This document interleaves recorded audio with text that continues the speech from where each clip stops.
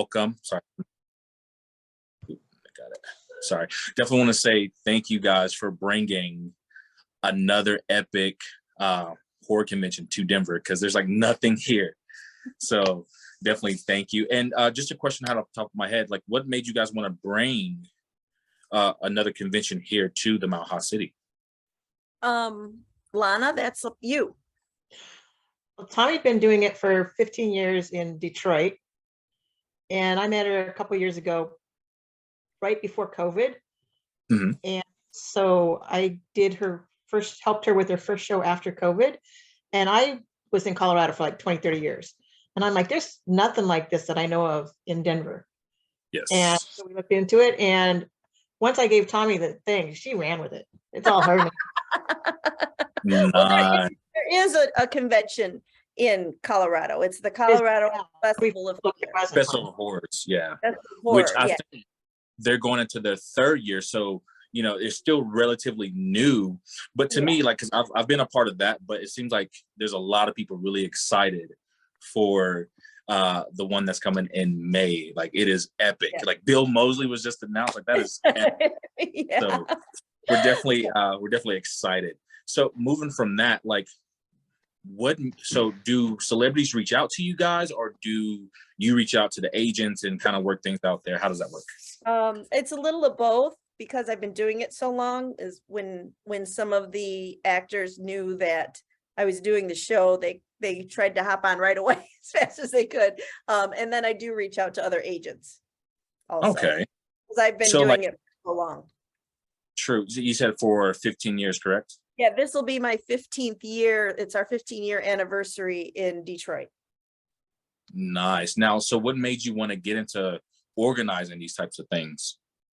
Oh, I made horror movies. That's what I do. I make small little horror movies. And I really wanted people to watch it. So I decided to start an international film festival. But film festivals are hard to maintain because you don't make a lot of money. So I decided to start a convention, because I used to go to Cinema Wasteland in Ohio. It's a small convention, and I modeled my show after theirs. They're good people. They come to my show every year. We trade things, just like we're going to do with the Festival of Horror. We're going to trade tables and things like that, and I'll help them with guests and things if they need. Because it's better. All of us better to work together, because they're in September and I'm in May, so there's no real competition there for. No. Awesome. That's cool. So have you guys actually came to the Festival of Horror, like here in Colorado? Did you guys go to one last year? I did. I flew out for it so I could meet them. But that was the day I flew out of the country, so I had to miss it. I would have liked. She was climbing Machu Picchu. So really? Oh, okay, nice. I've always wanted to do that. I'm a little scared, but no, that's awesome. If she can't do it, none of us can. Right. That is awesome. So are you guys like, is there a certain number of vendors and like guests that you're anticipating for this event? Yeah, the number of guests we're stopping at 18, which is still high because I usually do 13. So like 1,800 or 18? Oh, guests, about the celebrity guests, but as far as celebrities, the celebrities. Oh, no, I'm speaking as far as like how many guests, like people you expect to the event, not. We would love 10,000 of you to show up. The department will allow at the hotel. Yeah, we want to fill it all up. So speaking of that, like, what goes into like finding the right location to have an event such as this? Cost. The first thing was the space, something that would hold the event that was big enough. And the location. We looked at some in DTC, and we looked at some in some of the areas of Denver, and then we kind of bid it out for a couple of the places. Oh, okay. So like you have to put in a bid to kind of see who they bid. They bid for us. We did they did a proposal, and then we kind of was like our costs versus the space and the locations and stuff like that. Yeah. Okay, and I'm sure like something like this takes a team of people. So how many people do you have on your team to help bring something like Well, I'm a pretty big dynamo when it comes to all this contract stuff. It's just me and Lana. So I run Motor City Nightmares by myself. Yeah. But I do have volunteers that actually run the show during the show. And we're going to fly them in from Detroit to help helm the show and train other volunteers.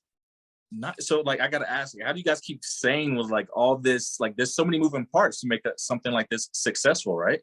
It's like making movies. You don't choose it, it chooses you.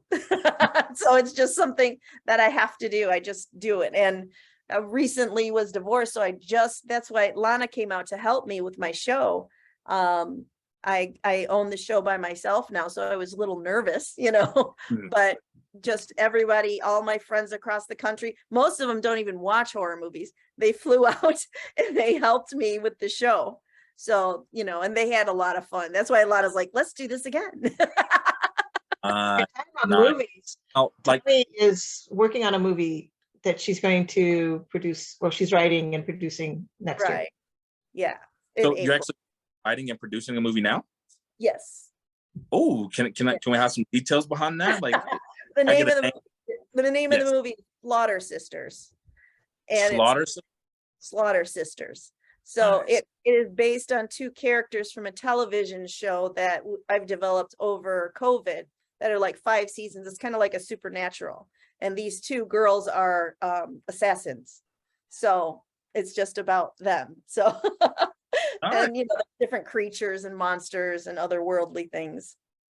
Nice. Now that sounds something I would be interested in seeing. Definitely. Yes. Oh, so, yeah. We might be adding them as a guest too. I forgot. The Slaughter Sisters will probably come. I would hope so. Can you disclose like who? So can you disclose who's playing them? Yes. One is, she's a Maxim model. She was on the cover of Maxim and Inked. Her name's Jessica Carter, and the other one is Kitty Cargelio. She's Italian.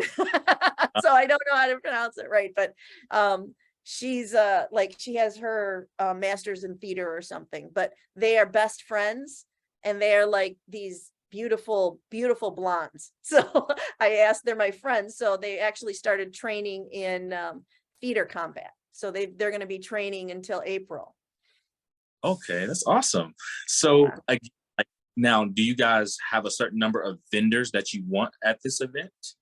Yeah, we would like 150 if possible, but we have to get the word out there because we're brand new. And I made sure not to book it during Texas Frightmare so that we're 2 weeks before Texas Frightmare, which is another big show. So I wanted to make sure vendors could come to ours. So, but Lana's going to be reaching out to everyone and filling the vendor rooms. Nice. Now, like, so behind the scenes, like I know like the setup and stuff. So I'm guessing like that takes, how much time does that actually take to get it running, like from setup to when people are walking in? Well, it actually took years to get it down pat, because every year you're trying to do something, you're trying to see what works. But now we have it down pat to where I usually can do it like 3 months in advance. I start ordering stuff for the show. We have to now book flights 5 months in advance because there's not as many flights going and most of the guests are first class. So there's not as many seats for them. So it just takes a long time. It's just, it's just whittling away because I start right after the show ends. Because people start buying tables and booking hotel rooms the day that the show ends for the next year. Nice. So when it comes to like, you booking the guests and stuff, so you guys are already pre-planned this stuff way ahead of time, and then you just start. Yeah. I had to make sure that there was interest because the biggest interest was most of them have never been there. Mm-hmm. And they're big horror stars and I can't imagine being there. So I was very excited that, and they're very excited. That's why we're getting call after call. We're trying to cut it off. And then we keep adding more. But to be honest, so we talked about it before, like I started the company before I went to Peru, and I came back in October and that's when it hit the ground. So we really haven't been doing much since the 1st of October. I mean, that's when we started.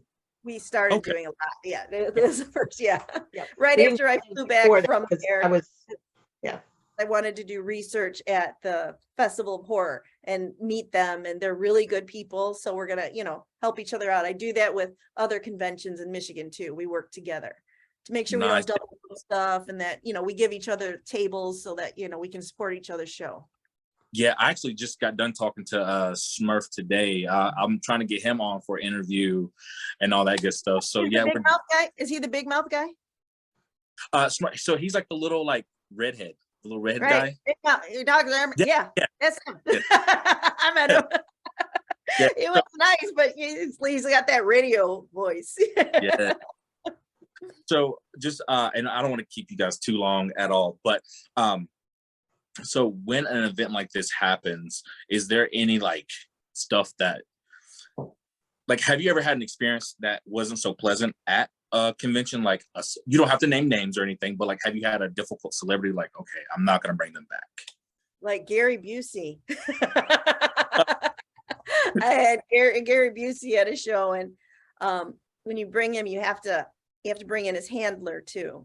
So I brought him and his son Jake Busey in, because Jake was in Frighteners with Dee Wallace, so they were all doing the Frighteners thing, and he must have touched every girl he could everywhere he could, including me. And I was, I'm old and I don't care, but some of the other girls cared. So they were going to call the cops, and I'm like, all right, well, let's see what we have to do. And I said, let me call TMZ before you call the cops.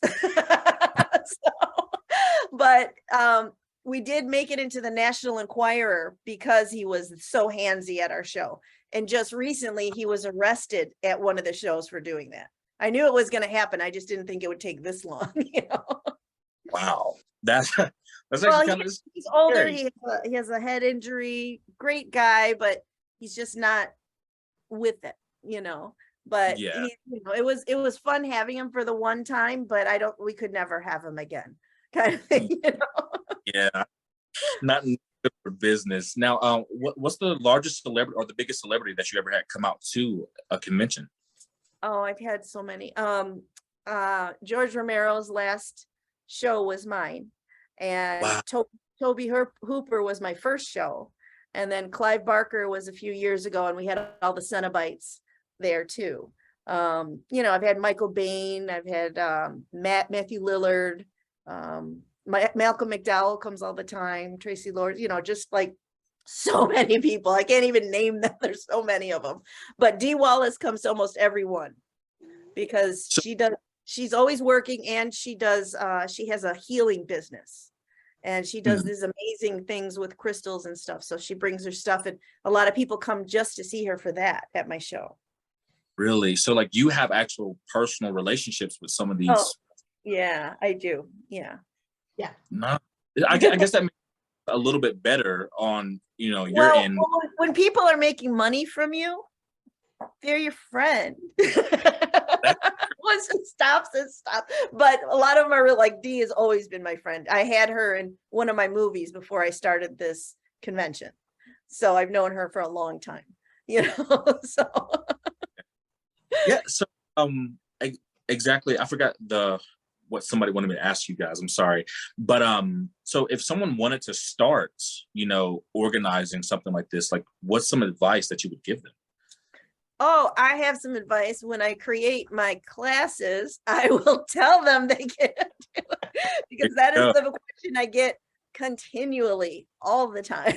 Even I live in Los Angeles, even out here, people are always hounding me and asking me about that. But so it's easier if I can just do a class, because it is so huge. I can't just tell, you know what I mean? It's not, this is it's a whole thing, and you got to be ready to sacrifice a lot.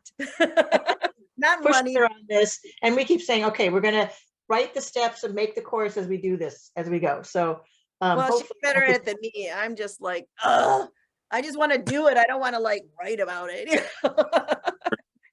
I mean, that's quality knowledge, though, because I know a few people who actually want to get into that, but I don't have the patience nor the mind to even try to craft something like this, because it seems like it's like a science and an art at the same time. It is, because you do have to know all the contracts, but then you have to know how to treat all of the agents and managers and, all of the guests. There's certain etiquette, you know what I mean, that is different for everyone depending on their contracts. So And it I would is say that's a big part of it is she's been in the business so long that she has those relationships. And so, I mean, not to downplay somebody else trying to get started, but those relationships with the agents and the stars also plays a big part with the fact that some of the guests we could get this year at such short notice. Yeah. So because since you do have a personal relationship with some of them, they're more inclined to like, hey, I'm gonna go help her out versus booking another. Right, because they know my track record and they know they make so much money at the show. So like, oh yeah, I'll go with Tommy. That's cool. No. Okay. So like I said, I don't want to keep you guys too long. I know you got busy schedules and all that good stuff. So I'll just probably end with this 2 more questions if I could. So one, what are your guys' favorite horror movies? Like you have to have an all-time favorite. I have a bunch of them. Don't ask her, ask me. My favorite first is Humanoids from the Deep, because my dad always told me girls can't be directors, especially of horror. And at the very beginning of that movie, it comes up Barbara Peterson. And I said, Dad, that's not a boy.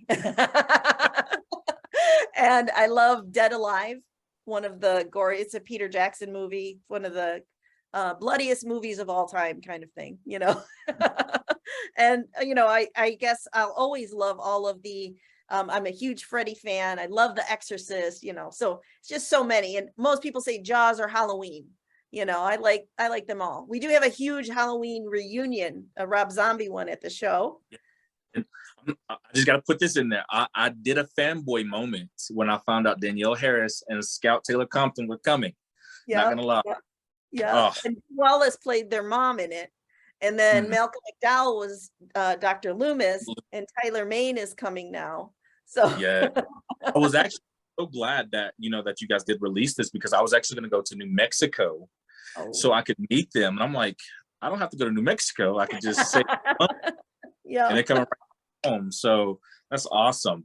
Now, with that being said, like, last question I have, like, with the whole horror genre, like, where do you see horror going in the next few years? Like, where do you envision it?